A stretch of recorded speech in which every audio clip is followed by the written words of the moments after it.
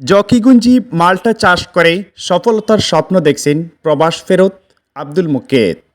প্রথম বছরেই অনুমান ৫ লক্ষ টাকা বিক্রয়ের প্রত্যাশা করেন প্রবাস ফেরত জকিগঞ্জির মাল্টা চাষি আব্দুল মুকেত। জানা যায়, দেশে এসে ২০২২ সালের শেষের দিকেই ৪ বিঘা জায়গা জুড়ে মাল্টা এবং পেয়ারা চাষ করেন প্রবাস ফেরত আব্দুল মুকেত। সাথে রয়েছে পেয়ারা, পেঁপে, লেবু ও সিজনাল সবজিসহ মাছ। প্রথমেই তিনি মানুষের নিরুৎসাহীর কারণেই ব্যঙ্গে পড়েন। পরবর্তী বছর হাল না ছেড়ে আপন মনি বাগানে কাজ করতে থাকেন, আর বর্তমানে তার সফল হওয়ার স্বপ্ন বাস্তবায়ন হতে চলেছে। বাগান ঘুরে দেখা যায় ৪ বিঘা জায়গা জুড়ে মাল্টা, পেয়ারা, পেঁপে, লেবু, সিজনাল সবজিসহ মাছ চাষ করছেন প্রবাসী আব্দুল মুকেত।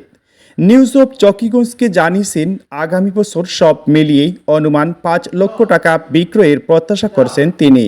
তো এভাবেই নিজের উপর নিজের বিশ্বাস ও নিজের কাজের প্রতি আন্তরিকতা থেকেই স্বাবলম্বী হচ্ছেন অনেকে। কে কি বলবে আর কি বলছেই সেদিকে খেয়াল না করেই পরিশ্রম করে যেতে পারলেই সফলতা ৮০% নিশ্চিত। দেখুন প্রবাস ফেরত সৌদি প্রবাসী আব্দুল মুকিতের বাগানের খণ্ডচিত্র।